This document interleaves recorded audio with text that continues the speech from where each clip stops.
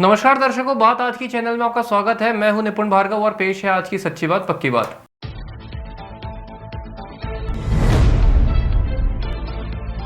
अजमेर में अवैध खनन की रोकथाम के लिए विशेष अभियान, बजरी माफियाओं पर अंकुश।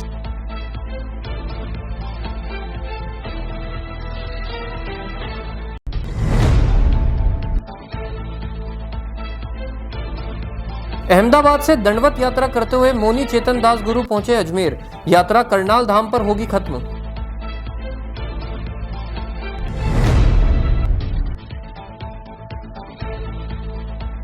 युवक को किडनैप कर बदमाशों ने 5 लाख रुपए की रखी मांग, जान से मारने की दी धमकी।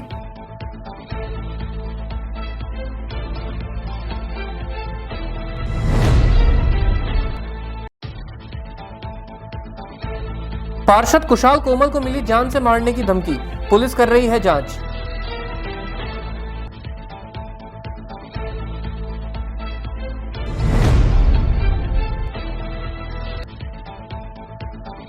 दरगाह पुलिस ने किया घुसपैठियों को गिरफ्तार, जांच की जा रही है जुड़े मामलों की।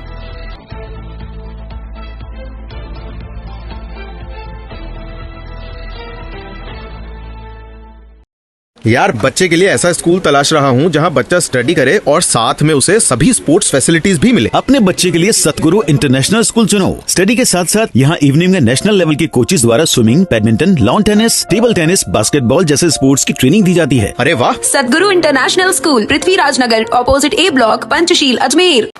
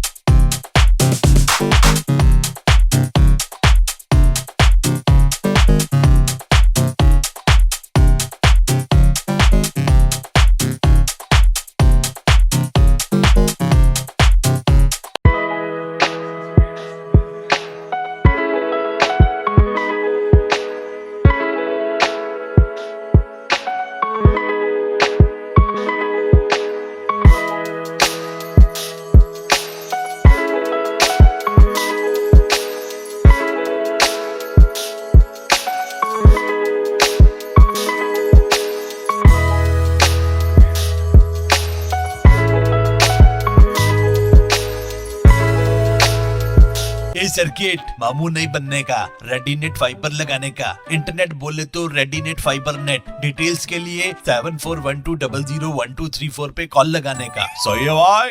इंटरनेट बोले तो रेडीनेट फाइबर। मरीज का आधा दर्द तभी खत्म हो जाता है जब डॉक्टर भरोसा दिलाते हैं कि आप ठीक हो जाएंगे, और इस भरोसे का दूसरा नाम है Bharat hospital. Highest standard of care and specialised consultation के साथ best OPD, surgery and diagnosis services. Bharat hospital, near shopping centre, Shastri Nagar, Ajmer. और अब शुरू करते हैं बातों का बेहतरीन सफर। राज्य सरकार की 100 दिवसीय कार्य योजना के तहत अवैध खनन की रोकथाम हेतु चलाए जा रहे अभियान में जिला पुलिस अधीक्षक चुनाराम जाट के निर्देशन में प्रभावी कार्रवाई करते हुए अवैध तरीके से बजरी परिवहन करने पर अवैध खनिज बजरी सहित ट्रैक्टर ट्रॉली को जब्त किया गया तथा उदयपुर निवासी 30 वर्षीय आरोपी चालक को गिरफ्तार किया गया।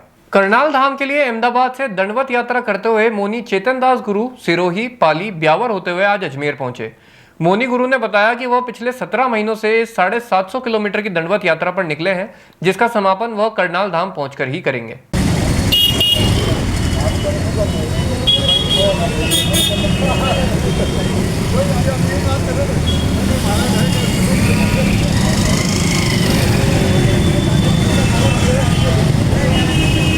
गांव बालरा में एक युवक को किडनैप कर बदमाशों द्वारा उसके भाई से 5 लाख की फिरौती मांगने का मामला सामने आया है, जिसे लेकर किडनैप हुए युवक के भाई ने आदर्श नगर थाने में फिरौती मांगने वाले आरोपी के खिलाफ मुकदमा दर्ज करवाया है। गांव पालरा निवासी अर्जुन सिंह रावत की ओर से थाने पर शिकायत दी गई थी, जिसमें बताया गया कि उसका भाई जीतू रावत किसी काम से घर से निकला था। इस दौरान उसके भाई जीतू का 2 से 3 बार उनके फोन पर कॉल आया और जब उसने फोन उठाया तो उसके भाई ने कहा कि उसका अपहरण कर लिया गया है और उससे 5 लाख रुपए परिवार से मंगवाने की डिमांड की जा रही है। साथ ही पैसे नहीं देने पर जान से मार देने की धमकियां दी जा रही हैं। पीड़ित भाई ने पुलिस को बताया कि कुछ देर बाद भाई को किडनैप करने वाले बदमाश के द्वारा उसे फिर से फोन किया गया और फिर से उसे धमकी दी गई है। पीड़ित भाई की शिकायत पर आदर्श नगर थाना पुलिस ने मुकदमा दर्ज कर लिया है। मामले की जांच थाना प्रभारी चेन्नाराम के द्वारा की जा रही है। आपको बता दें कि युवक के अपहरण को लेकर आदर्श नगर थाना पुलिस ने टीम का गठन किया है।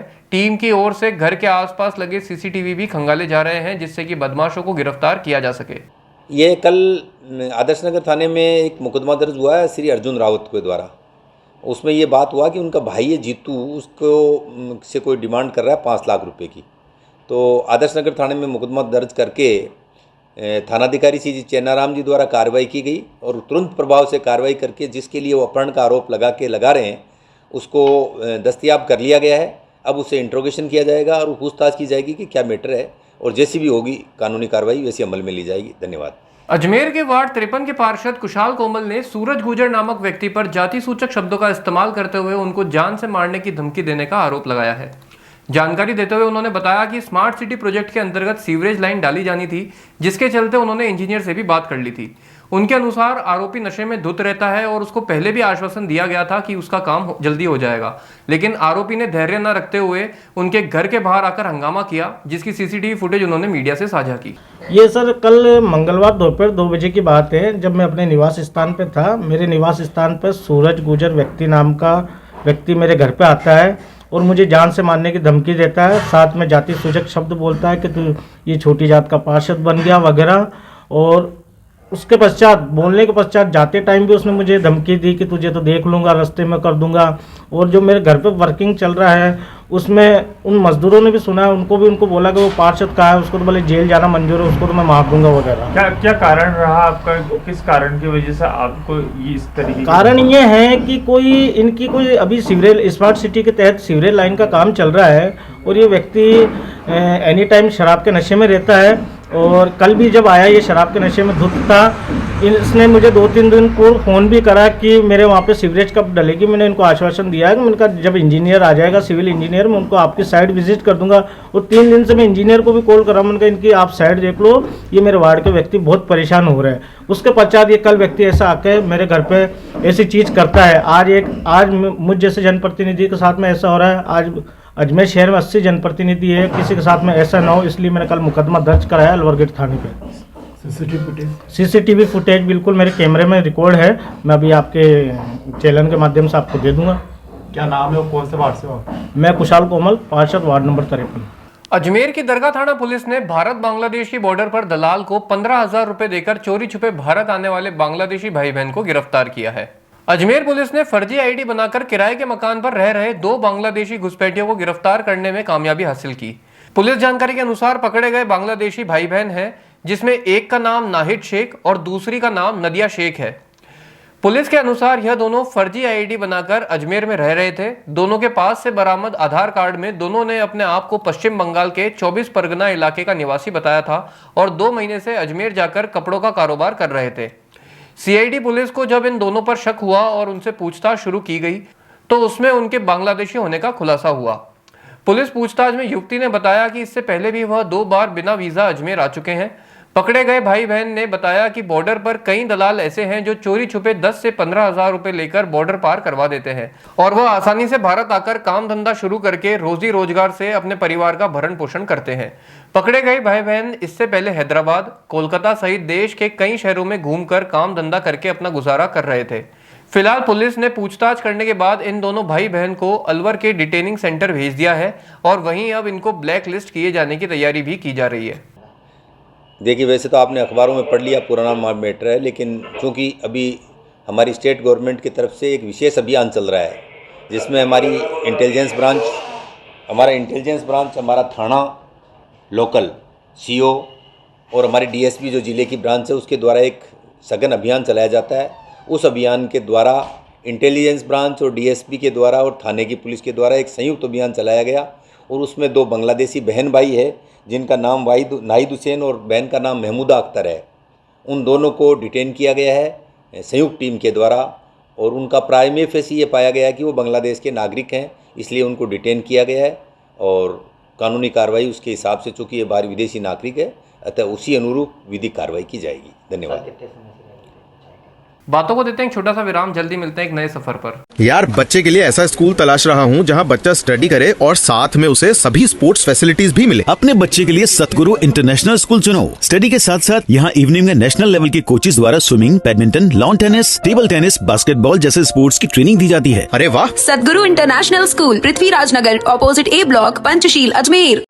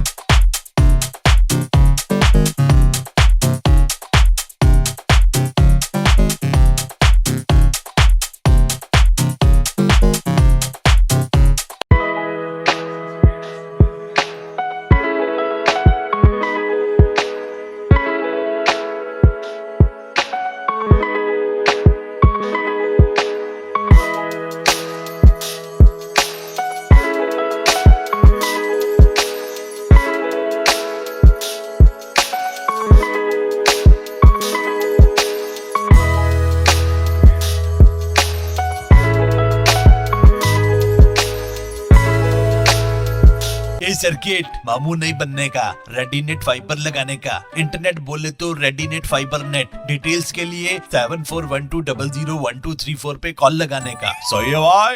इंटरनेट बोले तो रेडीनेट फाइबर। मरीज का आधा दर्द तभी खत्म हो जाता है जब डॉक्टर भरोसा दिलाते हैं कि आप ठीक हो जाएंगे, और इस भरोसे का दूसरा नाम है Bharat hospital. Highest standard of care and specialised consultation के साथ best OPD, surgery and diagnosis services. Bharat hospital, near shopping centre, Shastri Nagar, Ajmer. एक बार फिर आपका स्वागत है। आइए चलते हैं एक नए सफर पर। अजमेर संभाग के सबसे बड़े अस्पताल जवाहरलाल नेहरू चिकित्सालय में आज पार्किंग को लेकर बड़ा विवाद हो गया। मरीजों के परिजनों ने ठेकेदार पर दादागिरी करते हुए मनमानी वसूली करने के आरोप लगाए हैं। शरीफ खान ने जानकारी देते हुए बताया कि आज सुबह वह अपने एक छात्र को अस्पताल लेकर आए थे। जब वह अपने वाहन को पार्क कर रहे थे तभी पार्किंग वाला वहां आया और उनसे वाहन को उसी स्थान पर खड़े करने की अनुमति दे दी। जब शरीफ ने उससे पर्ची मांगी तो उसने पर्ची देने से इनकार कर दिया और कहा कि वे वापस लौटते वक्त उसको पैसा दे दें। जब शरीफ वापस लौटे तो उन्होंने देखा कि उनकी गाड़ी के चारों पहियों में से हवा निकली हुई थी। पार्किंग वाले से पूछने पर उसने कबूला कि हवा उसी ने निकाली।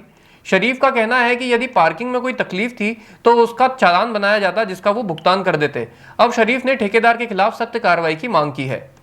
वहीं एक और मरीज के परिजन ने भी पार्किंग ठेकेदार पर अवैध वसूली का आरोप लगाते हुए कहा कि 10 रुपए की पर्ची काटकर लोगों से 20 रुपए लिए जा रहे हैं, जो कि सरासर गलत है। जेएलएन में आया था, मेरी नी से एडमिट है, इमरजेंसी में है, आईसीयू में एडमिट है। वो भी मैंने आया और मैंने गाड़ी पार्किंग में लगाई। उन्होंने बोला कि मैंने बोला इस पर लिखा हुआ है 10 रुपये, तो आप 10 क्यों नहीं ले रहे हो? बोले 20 रुपये और 12 घंटे के लिए, उसके बाद अगर ज़्यादा होता है तो वापस 20 रुपये लिए जाएंगे। बल्कि लिखा हुआ 10 रुपये है पर्ची पे। अगर 20 रुपये हो 50 हो तो हम देने के लिए तैयार, हमें कोई दिक्कत नहीं है, लेकिन पर्ची पे जो लिखा हुआ है वो लेना चाहिए ना सर।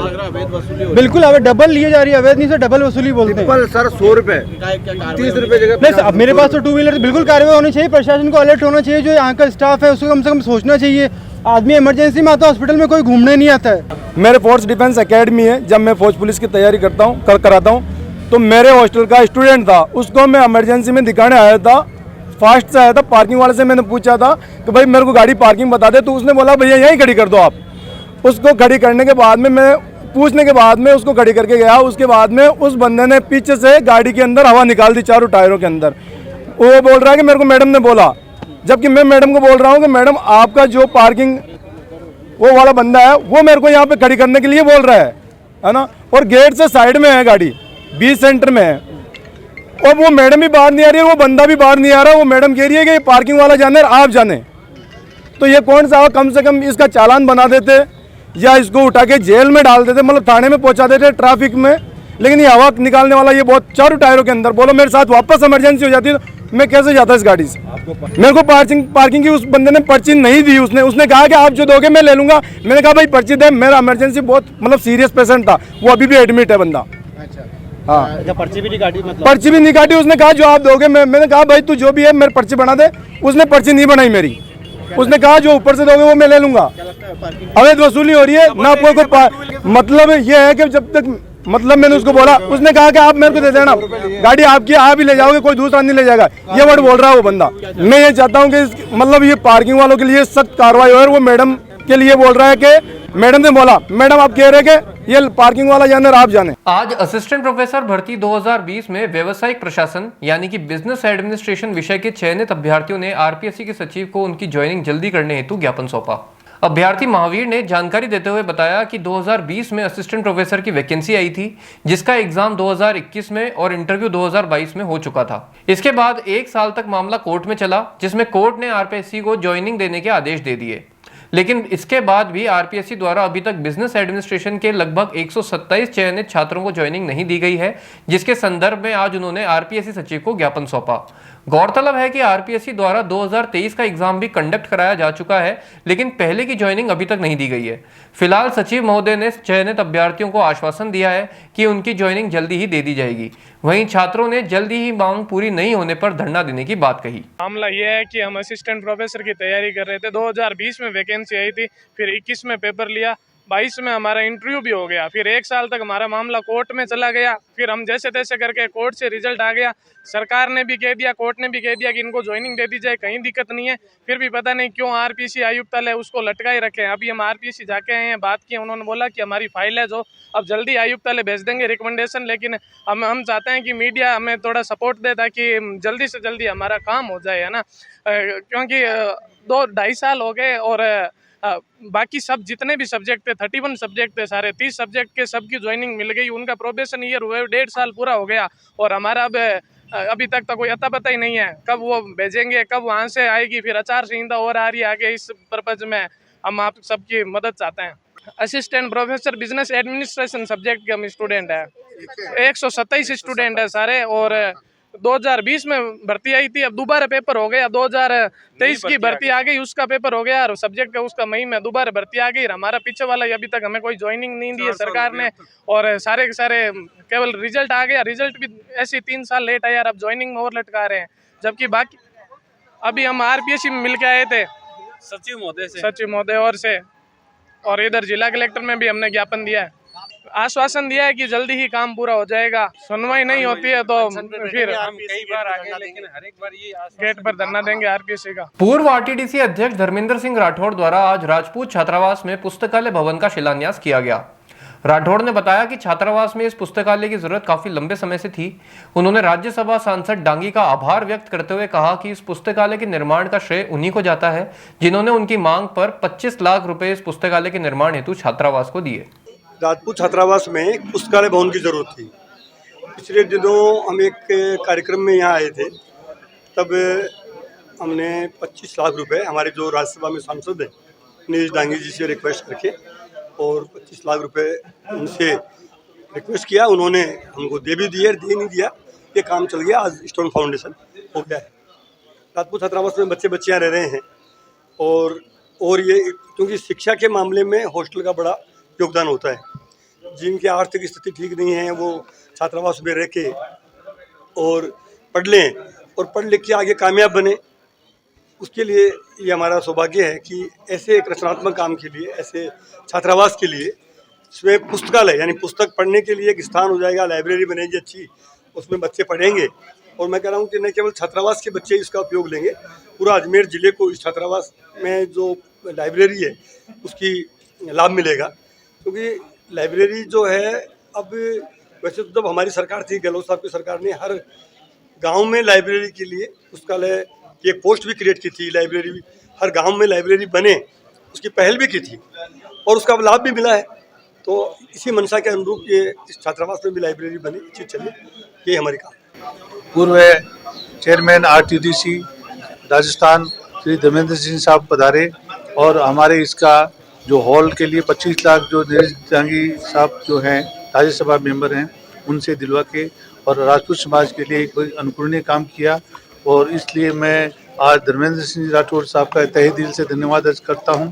और इसमें समाज की प्रगति के लिए, आगे की सतत सर्वांगीण विकास के लिए आपने कहा आपके समय अपने कोई कमी नहीं आने देंगे, इसलिए जितना धन्यवाद दिया जाए राठौड़ साहब का उतना कम है।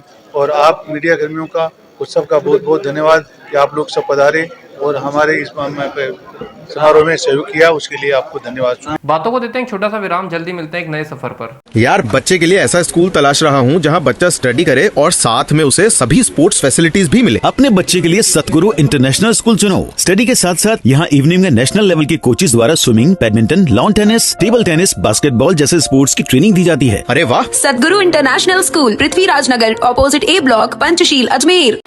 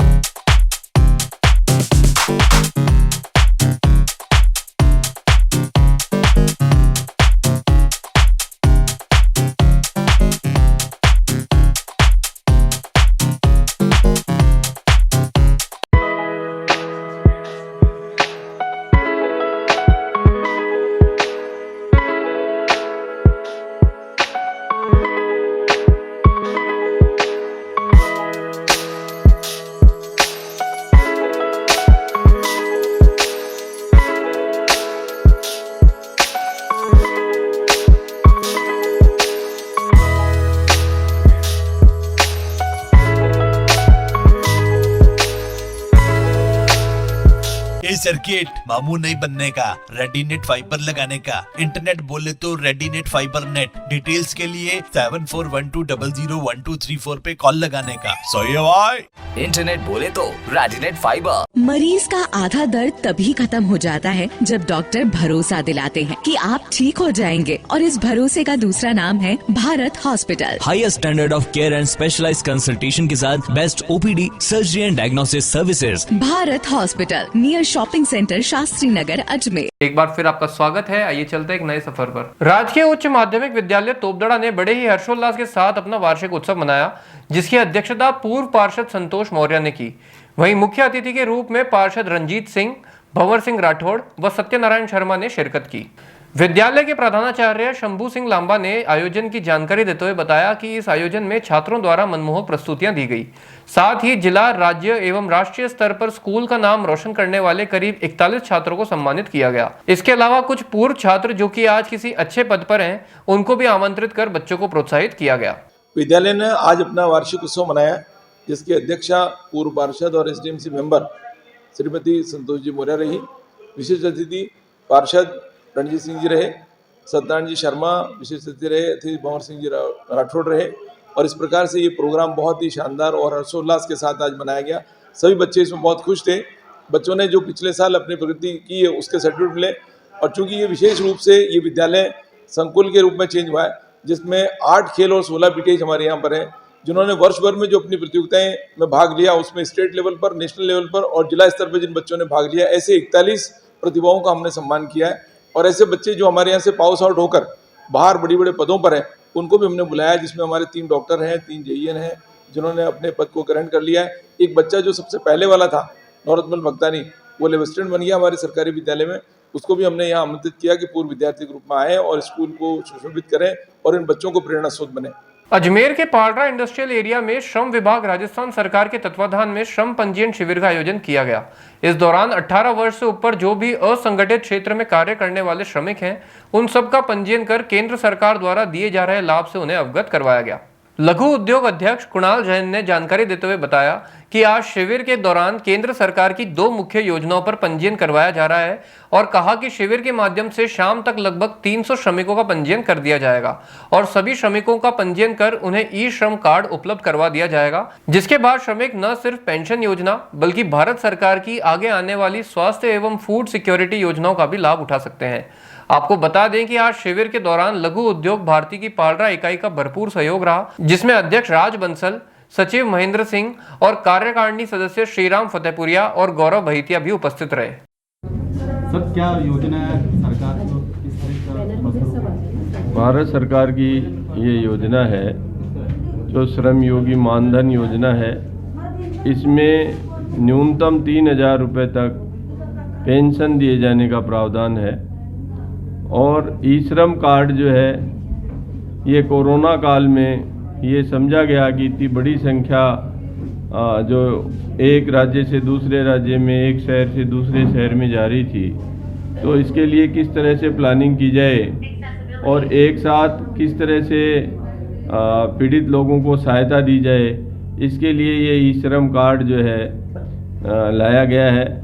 और ये पूरे भारत में ई श्रम कार्ड बनाए जा रहे हैं, जिनको बैंक अकाउंट और आधार से जोड़ा जा रहा है, ताकि आगे आने वाले समय में किसी प्लानिंग की ज़रूरत हो, ये सारे के सारे जो लोग इससे जोड़े जा रहे हैं ई श्रम कार्ड से, ये असंगठित क्षेत्र के लोग हैं जिनके लिए पहले से कोई सोशल सिक्योरिटी की स्कीम नहीं है। इसलिए एक स्कीम इसमें दुर्घटना बीमा की लाई गई है कि जिसकी दुर्घटना में मृत्यु हो जाए या जिसके स्थायी अपंगता हो जाए उनको इसमें मदद किए जाने का प्रावधान किया गया है और दुर्घटना में मृत्यु पर 2 लाख रुपए तक की आर्थिक सहायता इसमें दी जाती है और अन्य योजनाओं से भी जोड़े जाने का इसमें भारत सरकार का मानस है।